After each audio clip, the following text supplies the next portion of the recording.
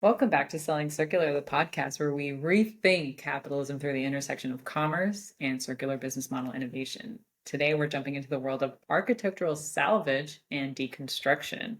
I'm Sabir Lakhani, VP of Product at Repley. And I'm Gar Punnett, CEO of LoopLayer. Yes, if you did notice, we changed a little bit of what the mission of our podcast is, where we want to rethink capitalism a little bit. So we've inserted that. So for our astute listeners, yes, you are exactly right. But if this is your first time, well, we're thrilled to have you as a part of this growing community dedicated to advancing the circular economy.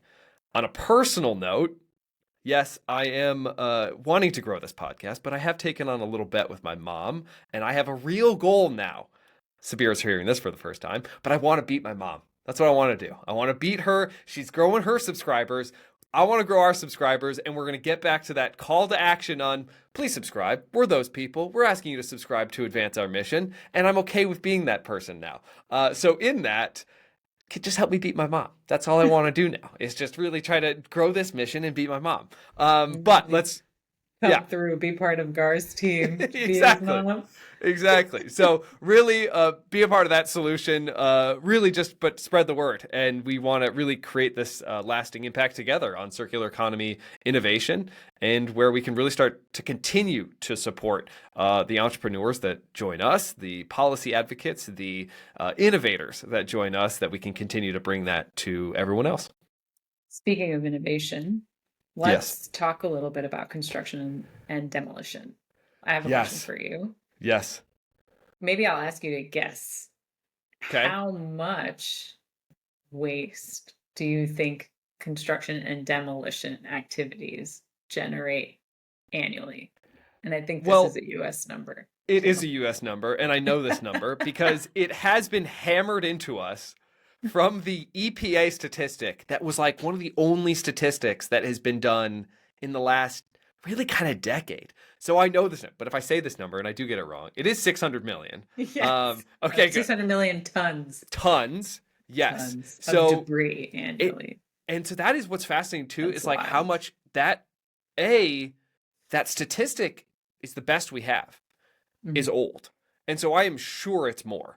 Because even though we've got, I think, municipal action that has taken place and there's a lot of great diversion, we've also continued to grow economically. And that means a lot more development. That means a lot more construction debris. So I would imagine that even that number might have already increased. And so, but like when I think about 600 million tons, it can't all be one thing. So what do we think is in that? I think about, okay, if they were to knock down your neighbor's house, like what's in there, right? Yeah. Like literally everything. Insulation, wood, doors. Yeah, doors. Well, concrete. I'm excited we'll have a door solution coming up. We'll getting Doors Unhinged back in here on great solution. But yeah, concrete, even asphalt. Drywall? Yeah, drywall, gypsum. Asphalt. So gypsum, the gypsum board material is surprisingly very valuable for reuse. That can just be turned right back into more gypsum. We've got what else? Oh, glass. Windows. Yeah. Glass, all good stuff, all valuable stuff. So just like consumers, what you might actually guess is that there's not necessarily the easiest path towards recycling, and unfortunately, that the easiest path still is that materials get thrown away a lot. So landfills in every community are convenient. That is unfortunate. Tipping fees, so the fees you pay when you're getting rid of something, are too low. If they were higher, it means people might rethink some of these systems. And demolition is just faster, and is still essentially the go-to option for getting rid of a building. But we need to transform this system, and we need to prioritize deconstruction so that material reuse becomes essentially the go-to policy. But that is no small feat. So it does require a little bit of untrenching some construction practices, building that digital infrastructure, that policy infrastructure, but then truly probably most of anything is fostering the collaboration between and across industries. So talking to neighbors, talking to companies, having companies talk to one another about essentially the systems that we've created. And all of those benefits, if we were to really focus on deconstruction and material reuse, they would be immense, and that we would actually be diverting, again, millions, maybe even hundreds of millions of tons of material from landfill. So we would be really reducing the environmental harm while preserving valuable resources. We're on this, you and I both are on this circular economy kick of just saying how much this would impact local jobs. It would support workforce development. In particular with deconstruction, it would actually mean a lot of trades jobs. So you could actually train and upskill construction workers to now take on deconstruction, and it would keep that economic value of materials within communities. So really just hitting on that win-win for sustainability and local economies. Which is really great because that our guest today, Stephanie Phillips, she has done some groundbreaking work in San Antonio, in the city of San Antonio, as part of the Office of Historic Preservation, which is really cool because it was a really different approach. It wasn't an Office of Sustainability, an Office of Circular Economy that put this work forward.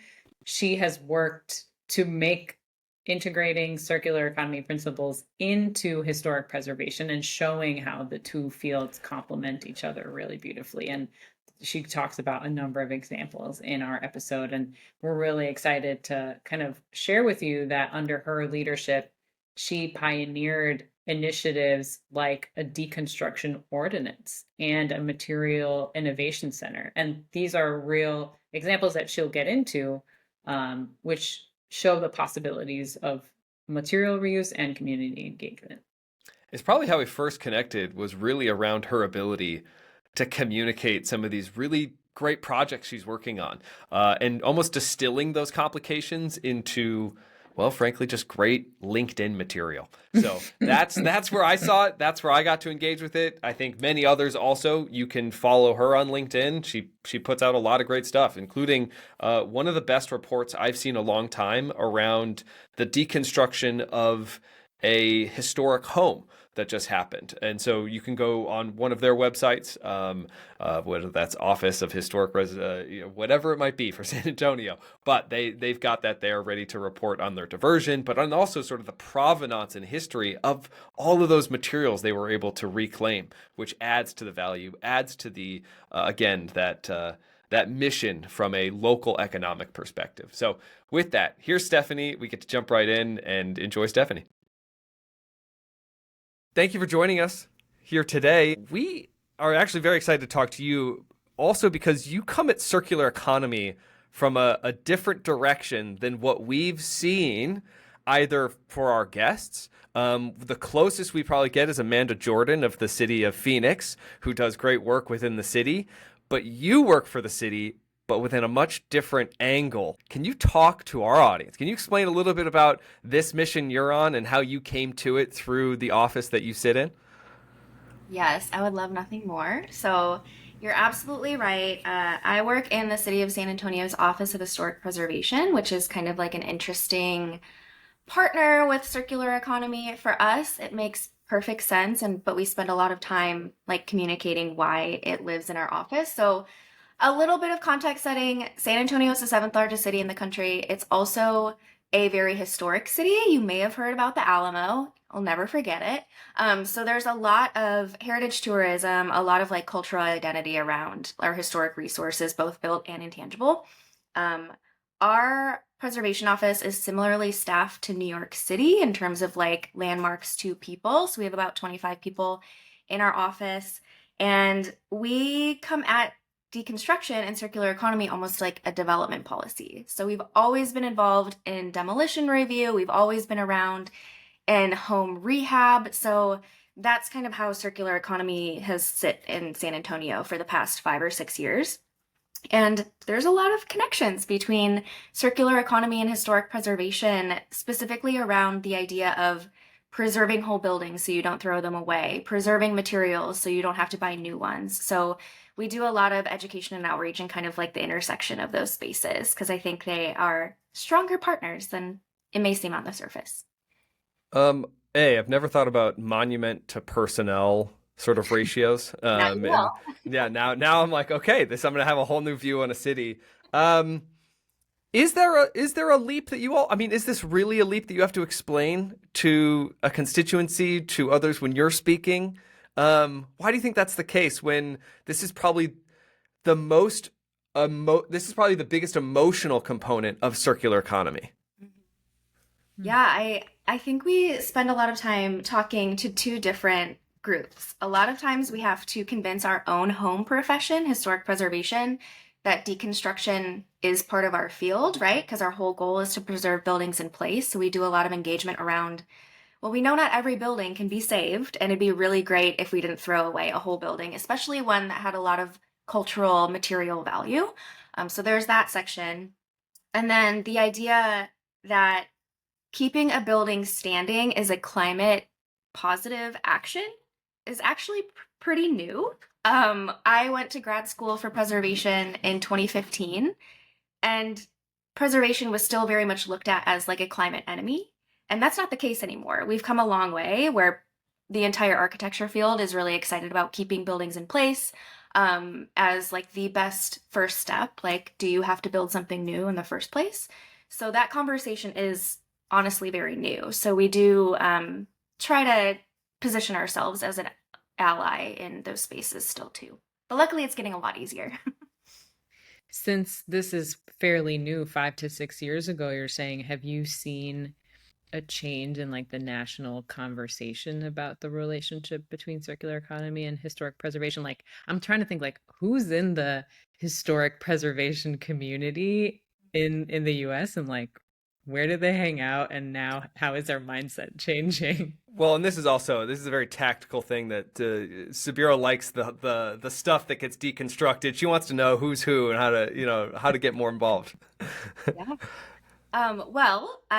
Fun fact, the federal agency for historic preservation is the Department of Interior, which is the National Park Service, right? So preservationists like to hang out at national parks. They like to preserve open land as much as they love to preserve buildings. So that is like the national figurehead, I would say. And we liaise with them a lot. That's where a lot of federal funding comes down for our offices. So they are absolutely more involved in this discussion than they were 5 or 6 years ago. And part of that is because we in San Antonio are very, I like to say annoying. That's not the right word, but like we like to be visible. We like to talk about the work that we're doing.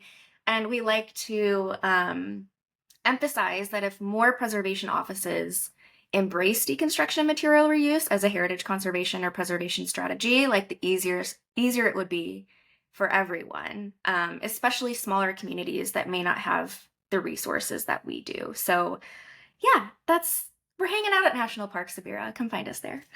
I love it. I want to be there. And actually like that connection to nature is Mhm. also really, I think there's some like I'm not even philosophical connection there that's like really clicking for me across time, is like where the historic preservation comes in across space and nature. Like all of that is clicking for me as really the under the strong foundation of like why circular economy even matters. So it checks out that this community could be like a real hotbed for circular economy activity.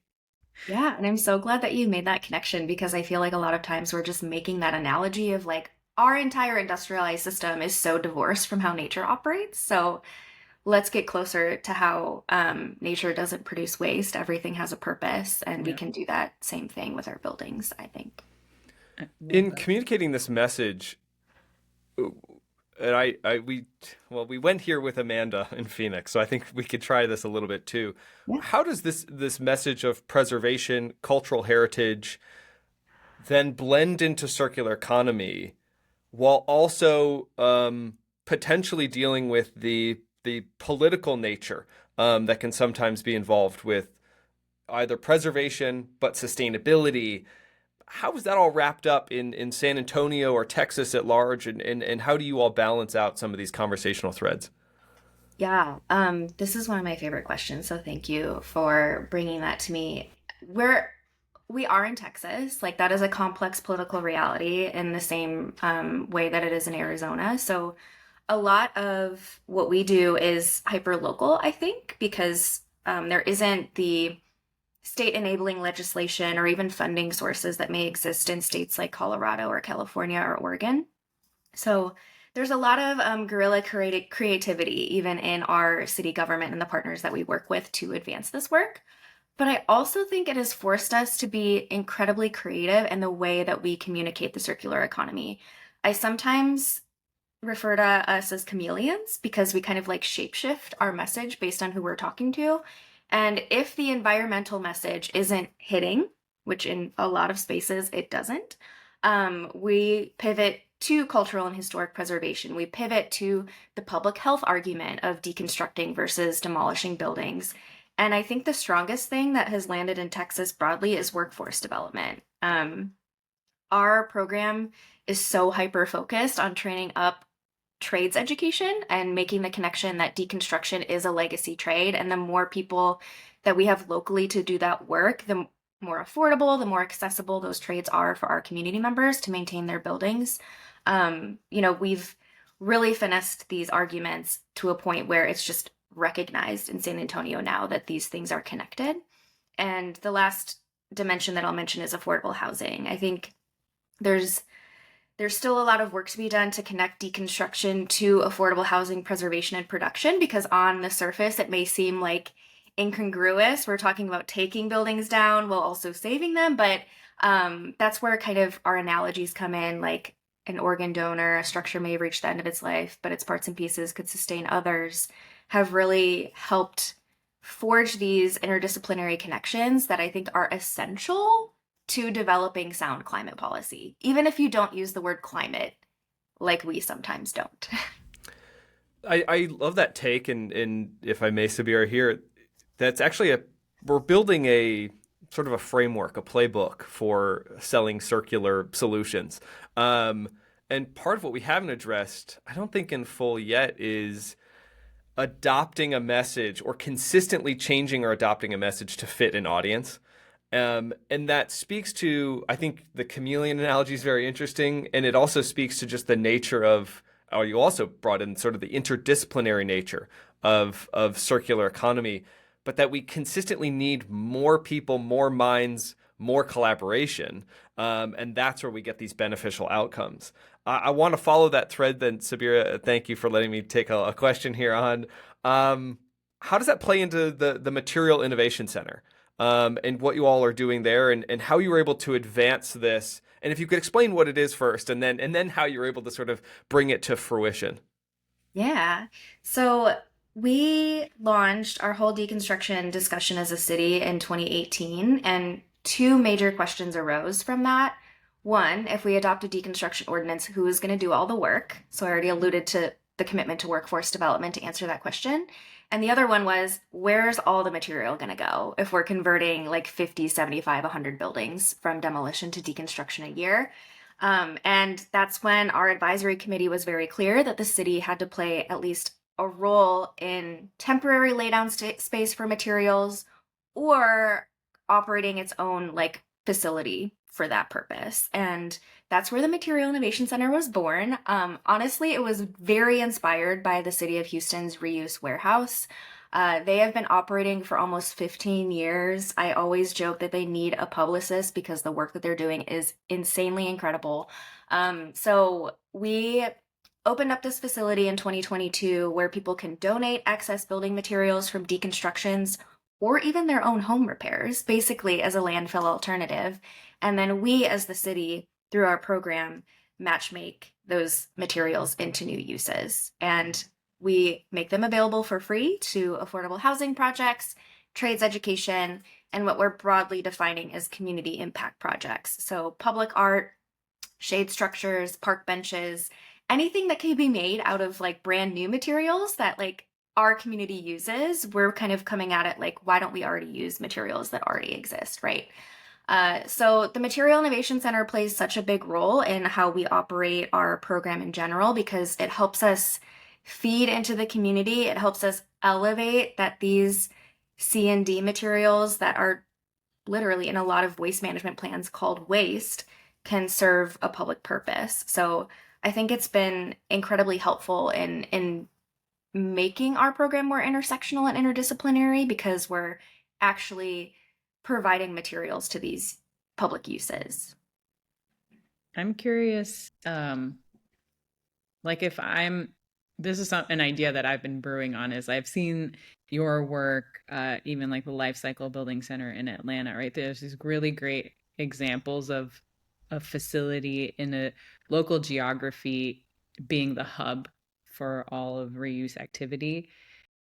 I guess like what has to be true about my municipality? If anybody's listening and they're like, let me go talk to my mayor, let me go talk to like what has to be true in the public system for something like this to be like a public private or a public or a nonprofit partnership? Like, is that an angle that somebody should go at this, or should they just go do it on their own? And what would make it better for them to work with their public municipalities? And this is just if somebody was curious about Just starting curious. something. Yeah, just curious. Well, I'm a huge proponent for talking to your local government. I am a huge like Leslie Note Parks and Recreation approach. Like, please get engaged locally. It's the best way that you can make change in your community. I think that it could happen by a municipality or by a nonprofit or a person if you're in the room with us today. And it can always grow and adapt, right? Like for us, the city launched it because there was political will. We had a policy that was tied to it. We had very motivated people in our city government to get it done. But we work with nonprofits every day. We have a nonprofit sister partner that helps fund a lot of our elements on the campus, our tool library specifically. So honestly, our facility would not be able to operate without those partners. So, and Life Cycle Building Center is a nonprofit, but they work so closely with the city of Atlanta and their regional government partners. So I think a collaborative spirit, that's such like a cheesy term, but it's so true. Like if there's a coalition that is willing to collaborate, if there's a commitment to not isolating like a effort under one umbrella, like we're only doing zero waste, we're only doing deconstruction, we're only doing workforce training. I really think that understanding of like breaking down those silos and supporting a collaborative effort is where strength comes into those programs. That's such an interesting double-edged sword then, right? Because you have to, in order to get more collaboration, you're often broadening a message. Mm-hmm. And the risk there is that you're diluting that message or that ability to get something done across a larger group of stakeholders. I think that on the flip side of that, writing that playbook, I mean, that's almost the biggest risk, is that you end up diluting it to the point where it's so difficult to get things done. How do we manage that? I mean, you're doing this at the city level and you're pushing forward. And I think it's very important because you guys have a honed message in a department with a stakeholder that's deeply passionate in yourself. But how do you guard against that, if that makes sense? I mean, I'm even trying to think of if there's anything that I've seen that might sort of, or even any partners across the U.S. that maybe, I hate to say it, Chicago, we have some great action, but we tend to have things sort of get a little bit bigger and then we sort of lose it a little bit, I think. We sort of maybe lose control of it. And I think that's changing given some of our great actors here. But how is this resonating? That's so interesting. Well, I'll give one example of where coming at it from multiple angles has we've had to overcome some like confusion and disconnect. So we are an Office of Historic Preservation, as you know, and that was confusing, very confusing several years ago. We've gotten a lot of funding from our regional government through like a solid waste management fund from the Texas Department of Environmental Quality that specifically funds waste management programs. And one of their waste streams is construction and demolition waste. And cities are eligible to apply. As you might imagine, the city of San Antonio is applying through its solid waste department year after year to access those funds. And we worked internally for them to apply for half of it. And then we applied for half of it to support our Treasure in the Walls study that you may be familiar with, our workforce development programs. And oh my gosh, it was so confusing for the state to understand why an Office of Historic Preservation was applying. And I know intimately, as someone with a preservation background, historic preservation is a loaded term. So they came into reading our application and just thought about what we were asking for. Like, are you just going to be fixing up the most expensive homes in the city? And we're like, no, the exact opposite. So I totally understand how broadening the message can lead to confusion and like people going down rabbit holes, even ones that they might not even realize they're going down. But I think we've overcome that in several years just through like the persistence and the Right. growth of our community. Um, I don't feel like there's that disconnect really anymore. And so it's been just that kind of persistence and consistent messaging. Well, what I love in that story was that there was a moment of clarity, and that sometimes always doesn't happen in grant processes. That doesn't happen and so, but again, that speaks to your work. That speaks to communication across departments on the municipal and state level. That again, I think if anybody's listening and they're a part of those types of processes, I've been the non-beneficiary of grants that have maybe not been totally allowed to been explained, or maybe there was sort of a communication error, and there are moments where that might be necessary. And this seems like a great moment. We're like, no, we're not just actually maintaining the certain status of a upper echelon of San Antonio culture that wants to maintain an expensive house. We're actually doing the exact opposite. And I think that's critical to be able to explain that at least, and present that message. Yeah, and I'm an eternal optimist. That's like, I mean, I feel like we have to be in our work in a way, especially for me being in Texas. It's just something that keeps me going. And I think all of these points of confusion or lack of clarity have only allowed us to like redirect and hone in our message. So and for me, it's also helped us identify partners that maybe we haven't thought about bringing into our efforts yet. That's why part of the reason why Circular San Antonio, our local nonprofit, was founded is we know there are so many people out there that are coming at this issue from different dimensions, and we want to elevate those voices because strength in numbers. So all of those efforts over the years have really just served in making our message stronger, if that makes sense. And you also established a partnership with UT San Antonio, right? That's really interesting to me because then you get to shape that message or impart that message to future generations. Can you say a little bit more about how that has come to life? Oh my gosh, Sabir, it's my favorite part.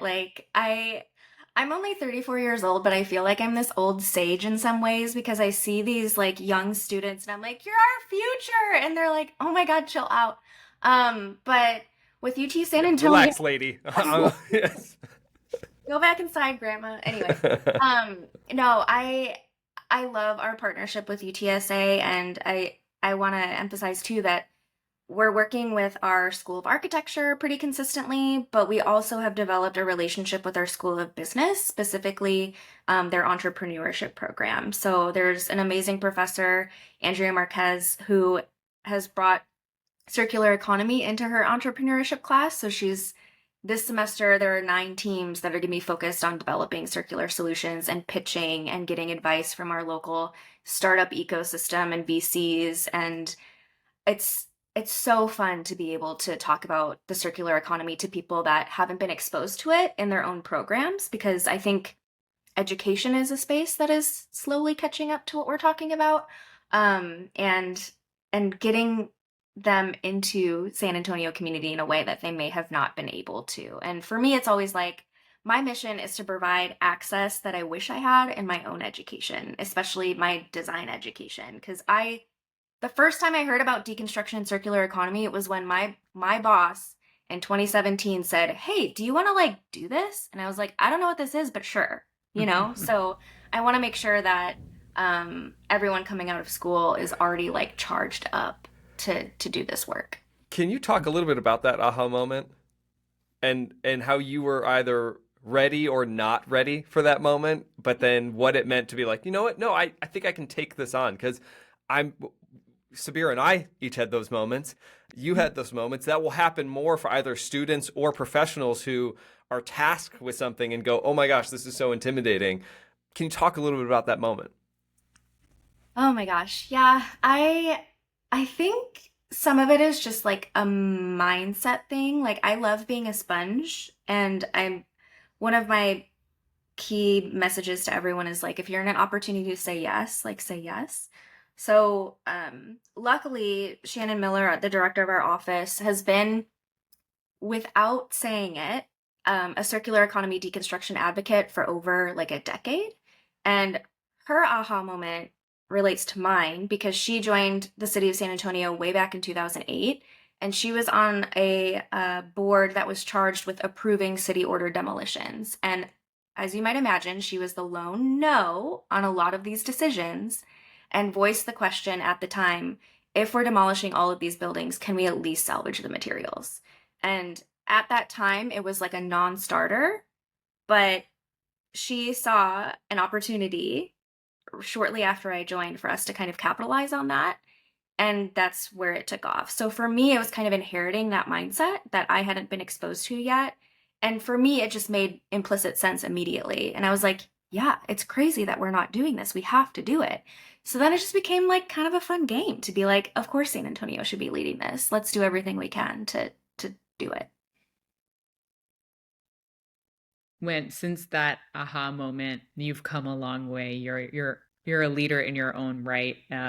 You co-founded Circular San Antonio. You mentioned that earlier. Tell us about that journey of like having an aha moment and then like building confidence in yourself and your expertise to lead others, and what has that led to? Sure. So my impetus for Circular San Antonio was actually mostly driven on a reflection of the process of getting our deconstruction ordinance adopted. So we in San Antonio didn't have this like convening organization for people that cared about the circular economy. We have a lot of incredible organizations that are doing related work around food waste and workforce development, but there wasn't this like nexus for that. So I always wished that we had louder voices coming to council to emphasize the importance of this policy. And my co-founder, Christopher Moken, him and I met years before that, and he comes at Circular San Antonio more from the economic and business development side. So I don't know. You always say you want your co-founder to like have the strengths that you don't have. So fusing policy and community engagement with the economic side and those technicalities has been really fruitful. And Chris will always say like we just met up at a coffee shop and we're like, should we just like do this though? And we're like, yeah, we should just do it.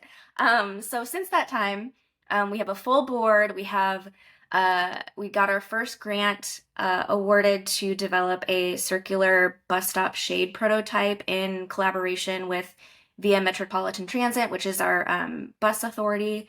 We have working groups focused on the built environment, food systems, policy, and we're growing every day. And it's done exactly what I hoped it would, which is find people that I would have never met in my day-to-day life and bring them under the same umbrella. And we've just like growing rapidly ever since. It's been so much fun.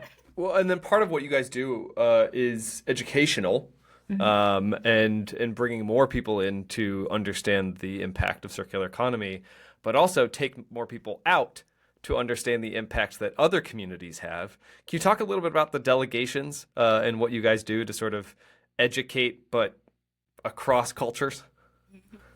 Yes. So Chris and I both went on a delegation trip through an organization called Pocasito, which was it's not around anymore, but it was Post Carbon Cities of Tomorrow. And it was a partnership between the US and German government, funded by a grant from the German government. And I went one year, he went the following year. And both of us since then have been like, this was an amazing experience. You can learn so much in 3 weeks, especially, or 1 week, especially when you're going across the pond with Americans that are doing the same work in different communities. And this goes back to me like being a sponge. I don't think we would have gotten a deconstruction ordinance adopted without the collaboration and the advice and the willingness to talk from other cities about what they're doing.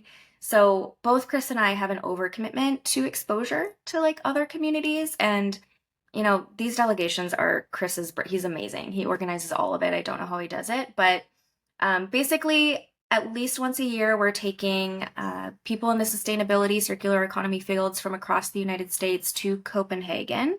And we're going to be going to Munich next year as well to meet with local counterparts that are doing the work. And I think for us, we both recognize that going to Europe is really important because Europe is like decades ahead of the US in a lot of these spaces. So it's just an enormous opportunity for people to suck up like what is going on there and really come back to their own communities and say, this is what I saw, it's working, this is how it works, these are the stakeholders, let's build that here. So it's really about inspiring people through those trips. I love that. I love also that the bus stop feels to me like a local version of a delegation for some reason. So I want you to tell us more about the bus stop, but before you do, also tell us like how somebody could go on this international trip if they are listening and want to join you. Is it invite only? Can they apply? Yes, it's an application process. So we recently closed our delegation application to like we're going in April of next year, but we're going to be announcing everyone that was accepted to that program in November. So stay tuned on our social media.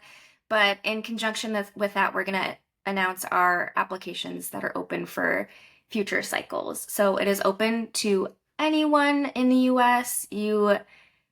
We're taking students next year, so we're really just interested in anyone that wants that exposure. And we may also have a delegation from Canada. We've gotten interest from people in Singapore, so clearly there's an appetite for people to have this hyper curated tour focused on this topic. So circularsanantonio.org/tours, check them out and apply. We kind of maybe could be guilty of burying a lead here, and coming out with something so late here. But I want to talk about your deconstruction ordinance in San Antonio, one of the largest in the U.S. In terms of for a city of your size, if not the largest. Talk a little bit more about that. There's more details here. I mean, this gets into everything we've been talking about of how you're launching a complex ordinance that is going to affect many stakeholders in a municipality, but it's been going since 2022. I'm sure it took longer than that, than maybe even just a year to get going, or maybe it took a year. Could you talk about the start, the origin of when you guys got up the confidence to do it, when you then proposed it, and then the process since and sort of the ramifications since? Sure. So the formal ordinance discussion started in 2017. As you may know, San Antonio. 2017? Yes. Wow. Okay. So it takes a lot of work. It does. I mean, I will always say like there was like a little thing in the middle called the COVID pandemic. So that kind of there was okay, that's fair. Yeah. Our mayor like mandated that no new development policies come to city council during that period, obviously. But we didn't stop community engagement. That's when we commissioned our Treasure in the Walls study. So we kept moving. But in 2017 is when our city council issued a council consideration request, which is our version of a direction to city departments to explore like a potential initiative or policy change. And that came actually in response to community activism around the uptick of demolitions, particularly in older residential neighborhoods, like the one that I live in. I live in a 1925 house. I'm not in a historic district. So all of the houses around me are very vulnerable to demolition. And San Antonio is consistently one of the largest, like fastest growing cities in the country. So the development pressures have not ceased, right? So from that came an opportunity to explore all of the demolition policies that were on the books, including the potential to add deconstruction as a strategy to slow that process, make sure people had access to those materials. And this is where the preservation connection comes into place really clearly for me. So our office is usually the one that is fielding concerns from the community around buildings coming down, even those that are not designated. And it can be really, really fracturing and even violent for a community to advocate for the protection of a building that means so much to them. And then the next day it's completely gone because of how quickly demolition occurs. So that's where the connection between deconstruction starts coming in, like from those preservation, cultural memory, like stewardship and care, and just respect almost in a way for these resources. So that's part of the reason why our office, inherited that idea. And from 2017 to 2022, we worked with an advisory committee, which I refer to as like kind of a motley crew because you had massive real estate developers in the same room as preservation advocates and environmental advocates, people that may not have the opportunity to talk to each other a lot, but we're all focused on shaping a policy that makes sense for San Antonio. So it was so fun to like orchestrate that and manage that. And that's when we launched our deconstruction training program. We did our first training 3 years before our ordinance was adopted. So there was a lot of moving parts in the middle, and talking to communities about what it is. So it was just really, really fun to jump headfirst into that. And our ordinance was adopted in September of 2022. It took effect a month later, and so we've celebrated our 2-year anniversary very recently. And in January of 2025, it's going to expand. So we had a phased approach. And honestly, it's been pretty chill. Like one of my coworkers the other day said, can we just like reflect on the fact that we've had a deconstruction ordinance and it hasn't been like dramatic at all? And I'm like, yes, we can definitely reflect on that. It hasn't been super easy. Like we do so much education. Like, of course, we're talking about a policy that tells people what they have to do with their property. It's never going to be the sexiest thing in the world. But oh my gosh, the benefits are totally worth it. So what does the ordinance ordain? That's a That's the right very word? important, relevant question. So our ordinance is applicable to residential structures only, and I can talk about why that is. So right now, our current phase says any small-scale residential structure, which we define as fourplex or smaller, so duplex, single family, built in 1920 or earlier, anywhere in the city, has to be deconstructed if it's approved for removal. And then the age is 1945 and earlier in historic districts and neighborhood conservation districts, which are like our protected areas. And then the ordinance is expanding, like I mentioned, and it will grow to 1945 and earlier citywide, and 1960 and earlier in those protected districts. So we anticipate that the volume might double next year just because we've seen a lot of 1931, 1935 houses that we've had to let go under our current phase that will then be captured in the next phase of our ordinance. Yeah, we're excited. And so, yeah, same work. I mean, congratulations. That's huge. I lived and worked in Bangalore where we had a policy. It was around municipal waste management, but it was any bulk generator of waste had to properly manage their waste. And just having that rule totally changed the landscape of what's possible. So it's a huge deal to get that passed. And I'm curious, so tell us more about why you focused on residential and not commercial, because my gut is saying that that's where the historical preservation overlap comes from, but I was also curious about would the scale be or the impact be more I don't know, like punchy if you had approached it from the commercial lens. Yeah, so to be very honest, our office really wanted to include commercial, and we have had a lot of community advocates and city council members that also wanted to do that. And that's not to say that in the future commercial won't come into play, right? It would require another active council, but it's always kind of on the table. So the rationale for us was driven by our advisory committee. As you might imagine, for some of the real estate entities, like commercial was honestly a non-starter for them. So at one point, we were honestly kind of faced with the decision, like, do we do a deconstruction ordinance that includes a portion of our demolition pipeline, or do we do nothing at all? Right? And obviously, we're gonna choose the former. Um, but there's a lot of rationale in starting with residential, I think, especially in a city like San Antonio. So it's really important to understand like our regional building stock. So as Gar knows, I'm from the Midwest. Um, I'm used to having a basement. It's the best place to throw parties, obviously. But in San Antonio, which was really jarring for me in Texas in general, we don't have basements here. A lot of our houses are pier and beam. So we have kind of these elevated buildings that are wood frame structure, and older small scale housing stock in San Antonio is really easy to deconstruct because it was built that way, right? So it doesn't take that long. We have a workforce that can do it. But when you get into masonry, which is usually limestone or brick, the buildings are massive and they're basically glued together by mortar. So it's absolutely possible to deconstruct these buildings, and the waste impact is enormous, right?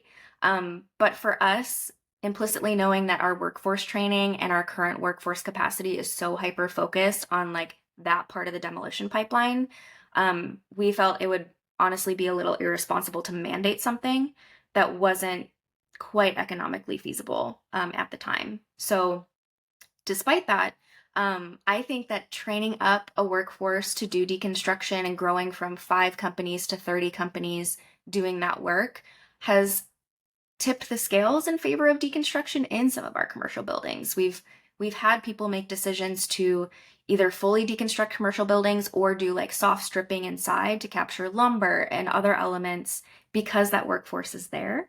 So I think we're just laying the groundwork for it to expand, for sure. You jogged another note, and this is my favorite part about these conversations as we build sort of this selling circular playbook slash framework. We have to figure out what to call it. But you're almost then working with a natural comparative advantage to other municipalities that maybe have harder buildings to deconstruct, that this was more likely to be successful, even more possible in its infancy, given the natural construction methods of your municipality, your region, wherever you were. So it's a note to someone that if you're trying to predict what you maybe can or can't do, to look at what you have as an advantage within your community to make this certain ordinance happen or program, initiative, whatever you would like, even business model happen, that's something to look at from a regional standpoint. I'm so glad you mentioned that, because it's something that I communicate a lot, because obviously a lot of communities come to us and say, how did you do it? How can we do it? And I always emphasize that in the absence of federal policy, which I'm very anxious and hopeful for, reuse is hyperlocal. And a dimension of that is your building stock and building type. And I'm always fascinated when we're talking to like our Canadian counterparts, where they say, we never salvage wood. We only salvage masonry because that's how our buildings are built. So it really, really, really is driven by the local market and the local ability for tradespeople to do that work. So like, that's why I always encourage like a deconstruction advisory committee. Don't copy and paste ordinances at this point. Really look at these different dimensions to make sure that you're like setting your whole community up for success. This has been really amazing. I think we could do a whole deep dive on the ordinance and the impacts of it, and what it has meant for San Antonio. As we're starting to round out the episode, you mentioned already that you're an eternal optimist. So tell us what you're hopeful for and where you see your role in the city and what the city's programs, where the vision is for the future. Yes. I love that question. So my most audacious claim, well, I have a lot of them. I have a lot of hot takes. If you need hot takes, hit me up. One of them is I think we need a fundamental shift in how America manages their waste, really the world. So a lot of waste management focuses on collection, and that is absolutely necessary. You have to keep communities clean. But I think what we're trying to demonstrate, especially with our Material Innovation Center, is that reuse can be a community benefit. It can be like a community asset in the same way that municipalities invest in waste collection. So that's kind of what we're trying to do with the Material Innovation Center, is justify the city funding a space like this. And this has been done in other communities around the world. And I think this fundamental shift from waste to resource is going to be key. So that's what we're pushing for, especially with our Material Innovation Center, is justifying that the city uses general funding to maintain this and scale it into the future in the ways that you're seeing it in Austin and Phoenix and Houston, right?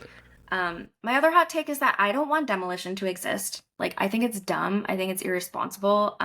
Obviously, some sort of like function of it is going to have to proliferate, but I do think that in our lifetime, we're going to see that the scales tip to deconstruction overwhelmingly.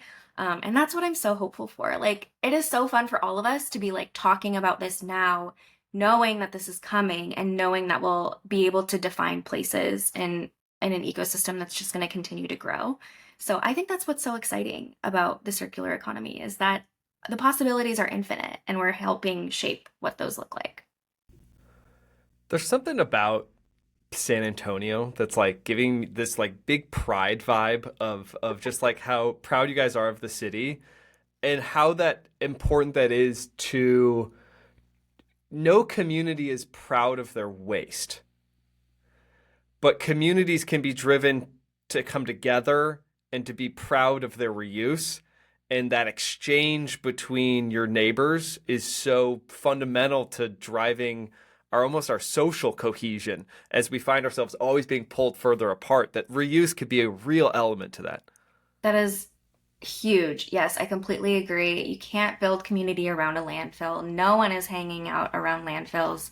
Um, but what we see in deconstruction is exactly what you mentioned about community cohesion. Because it slows down the process, we're about to enter into 2 weeks of deconstruction training next week. And every Exciting. single time that there is a deconstruction, whether it's a training or just one that's mandated by our ordinance, people will shop the site. And it's usually people coming up from down the street that say, that flooring matches mine, that siding matches mine. Can I buy that from you? And it's like reviving the idea that you're knocking on your neighbor's door for a cup of sugar, but now you're knocking on their door for like a board of shiplap. Like that is exactly the kind of community that can be built that is like completely robbed when you're demolishing a building. So this is where like back to something you mentioned earlier, Gar, about like all of these different dimensions and pulling them into one unified message. Like this is where like the social cohesion, cultural heritage, like all the stuff that you don't hear a lot in zero waste discussions when it's only focused on a material that we're missing out on that can really, really strengthen the resolve of people to be like, oh yeah, I'm not going to stand for waste anymore because I want those materials and I want my community to have those materials. So yes, I think that is such an important dimension of our work. Thank you for joining us, Stephanie. This was riveting. It's inspiring. I think you provided a lot of great, just like it's possible. Like your demeanor is very pragmatic, and like you're turning very big concepts into reality, and you're making it seem like an easy walk. And I think it can be, right, if we have that confidence to lean in and just start doing the work. So I really appreciate you joining us today. We're I, very happy to have you. I know I'm not the first, but thank you for these Leslie Knope vibes Yes. of how Yes. possible this is in our communities. Yes. That's the highest praise. Thank you.